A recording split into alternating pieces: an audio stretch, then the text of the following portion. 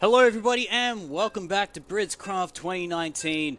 I am James Quirky Quirk and joining me is Zalavanth. How are you going? Going great. Came by after lunch, seeing the group stages on the stream, and now here I am. Yeah, and we are getting into our next round of matches. And we'll get ready to introduce the players. In the top left, spawning as the light blue Terran, representing Scythe Gaming, he is HuT. And in the bottom left, maybe the underdog here, but we'll see what he can pull out. It is LG Can's RunaMoK. Alright, so being both a Zerg and a Protoss player here. Yeah, that's funny. Well, anyway, we saw RunaMoK come from a 2-0 over Lumia in our first playoff round. So, coming off a really hot streak, and now coming into a TvT, it's really interesting to see how both these players will differentiate in their build orders. Yeah, didn't we have a pretty much a mirror match for the RunaMoK versus Lumia? They pretty much did. Yeah, it was another TvT. I forgot to ask Lumia what happened, but had to see. But it looks both to be standard at the moment. Both getting their barracks, so no cheesy proxies at the moment. We won't have any Marus coming through, but seems to be at just kind of quiet at the moment. So should expecting to see the Reaper Hellion pressure that we usually see in TvTs. I mean, I wouldn't be surprised. Apparently, I did talk to Lumia, and he said that in Game 1 they both played pretty standard. In Game 2 they actually both went for Proxy Liberator builds. So when I said mirror matchup, I didn't mean TvT, I meant literally a mirror matchup. And RunaMoK just a little bit better with the execution, was able to take it over Lumia as a result. But HuT is definitely a much tougher customer than that. One of the top Terrans in Australia. Yeah, he is, and both of these are pretty much top Terrans in Australia, in the ANZ and SEA regions. But of course, both players getting the factory. So at the moment, mirrored build-ups at the moment, but looks like RunaMoK is going for that reactor. Yeah, so I guess he's probably going to switch it over onto the factory, most likely. Whereas the question is less what's RunaMoK doing with the reactor, but what's HuT doing without it? Maybe going for a faster expansion and planning on defending. RunaMoK's going for 2 Reapers, so definitely wants to put on some pressure with that. So, you're right, Reaper Hellion pressure, at least coming out of RunaMoK. Yeah, it looks like HuT's Reapers just checking to make sure there's no proxies happening at the moment. And, oh, wait, hold on a moment. Getting a proxy starport. There you go, maybe we'll see that Liberator once again that Lumia told me about in the previous round. Yeah, well, we could even see proxy Banshees, but, you know, one can hope, as I say. But looks like the pressure... Looks like the 2 Reapers and the Hellions from RunaMoK are just going to go across the map and see what they can find. They will find a low ground command center, so they'll probably be able to delay that for... Oh, that's a good like position from HuT. Will it be enough? Yes, it does. Cuts them off. Nobody loses any units. Bit of a skirmish, but the Reapers will regenerate and the Marine will not. Yeah, the Hellion is chasing from HuT, trying to see if he can get some counter pressure from himself, and the proxy starport is done, and it looks like it's going to be a proxy liberator. So coming through. Meanwhile, Reaper and Hellion from HuT going up, Reaper from HuT going across into the main, trying to see what's scouting here. He sees that there's no starport, so he may now just assume that it is going to be a proxy. Well, that Reaper's going to die for his troubles.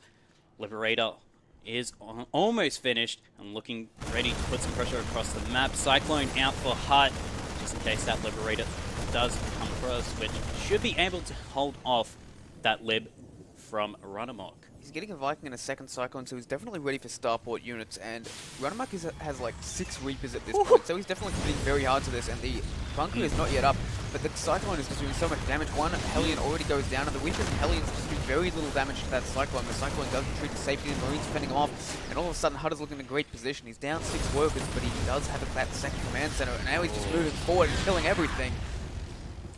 Yeah. And at the top, the Viking also fends away that Liberator as well, which is now going to be pretty low, I'd say, as HuT tries to chase it down, but I think RunaMoK will get away with it. There it is. Oh, it just did get 5 kills. That explains the low worker count, so RunaMoK has done some damage. He's got his command center nearly done, so I actually think he's doing all right. Yeah, those Cyclones, they're trying to find where that Liberator is. The Liberator does get out.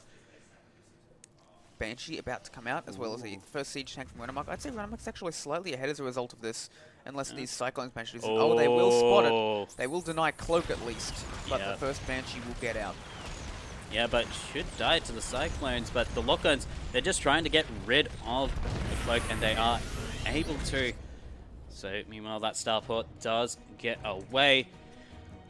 Banshee going across, trying to see how many worker kills it is going to get. Raven also on the way for HuT, so he's just getting all those units that you need in TvT in order to ensure a good mid-game army. Both of them building up their tank count. We'll see how much damage the Viking can get done. Oh, a nice interference matrix there. And this Banshee should be going down. Maybe can get one more worker kill. And we'll try.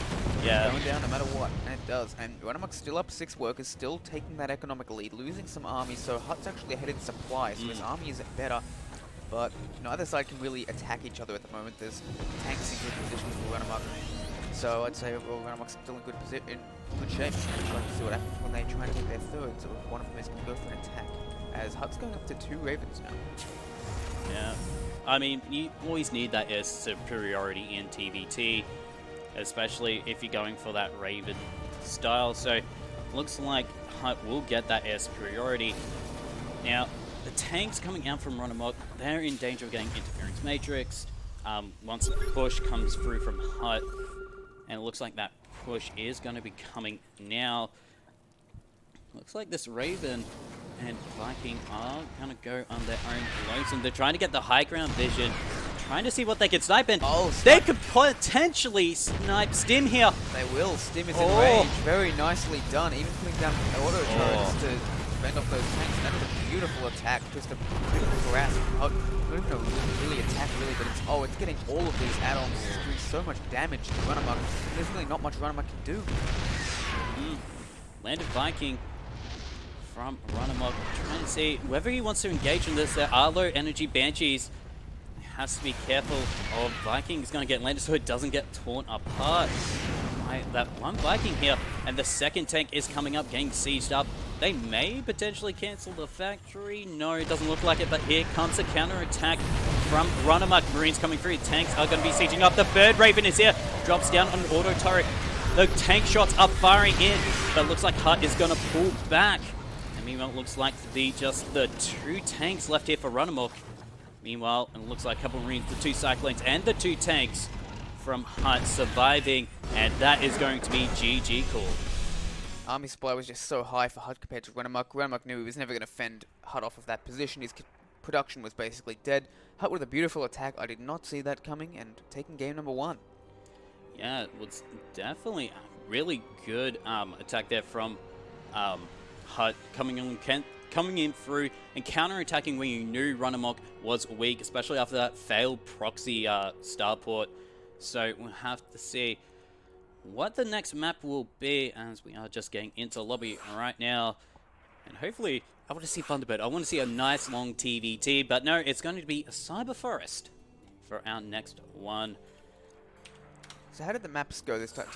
Is it loser's pick? Did they pick it in advance? No. So it's WCS veto. So AB, AB, ABC. All right, but who is A? Like, is this HuT's map or RunaMoK's map? I don't know. I didn't know how they decided. I think Higher C gets to go veto first, I want to say. Well, that would presumably be HuT then, since I think he got it first out of his group, whereas RunaMoK, I don't think he did. He had to make his way through the round of 24.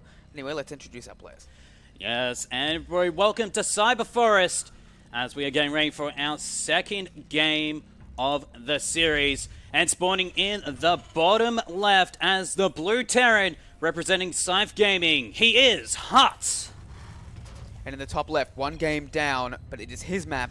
He's picked the most aggressive map on the pool. Let's see what he can pull out. He's going to need something good. It is LG Cans RunaMoK. LG Cans is Legacy Esports, Legacy. Right? Yep. Yeah. Thought so. Legacy Esports RunaMoK. I've actually played him on the ladder a few times. Oh, yeah, and you tell me, you beat him a couple of times. Thing is, I only play him when he goes low enough in his MMR for me to actually get paired against him, so I'm usually playing against him when he's at his worst. And I still don't have a winning record against the guy. I mean, I'm Diamond 3, so I have no chance against pro players, as we can see by my group stage.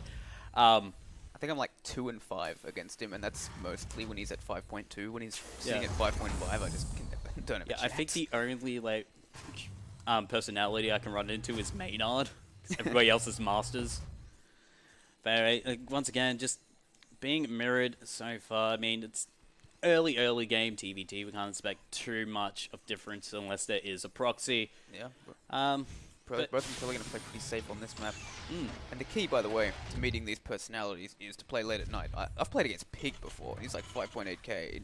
It was one of the most brutal games I've ever had.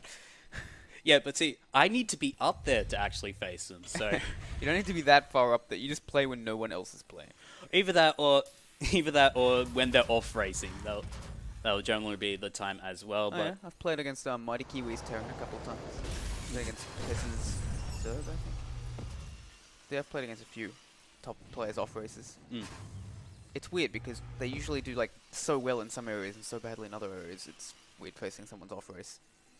yeah, no, I faced a Masters 3 Terran who was playing Zerg, and I just completely ran with him because, you know, he can't micro his links. But neither can I, so that was really interesting. But what interesting is both of these players haven't gone for their natural just yet, as the Reaper is going to come in, try and see if he can snipe the drone. A nice grenade there, bouncing through. But the Reaper of RunaMoK is going to die, and that will allow HuT to get safely his natural down. HuT takes an early lead, both of them getting the command center in about the same time, though I'm not surprised to see both of them playing pretty safely on Cyber Forest, though I'm surprised RunaMoK didn't go for something more aggressive.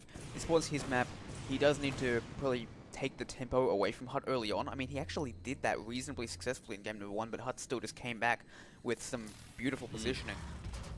Yeah, and it was also getting that scout with the Reaper, seeing that the starport wasn't there. Yeah. So he knew that it's a proxy, and then he got prepared for that. He had the Cyclones, he had the Vikings, and then he found the proxy with Cyclones and killed it. So, but it looks like RunaMoK is keeping his starport in his base and looking to go as the starport and second racks coming down for HuT. So maybe looking to see a little bit more green play coming from HuT, but should be getting the second barracks now. We're going to see a Banshee or a Raven. Probably a Raven, but we'll never know. Okay, so It's a Raven. RunaMoK just going for the tank and the Raven, so definitely planning on at least reaching the mid-game. Probably some sort of strong mid-game push might be his best bet on a map like Cyber Forest. Some tanks and some Ravens to disable the other guy's tanks, but of course HuT's played that many times. It's a pretty strong style for a reason. Yeah.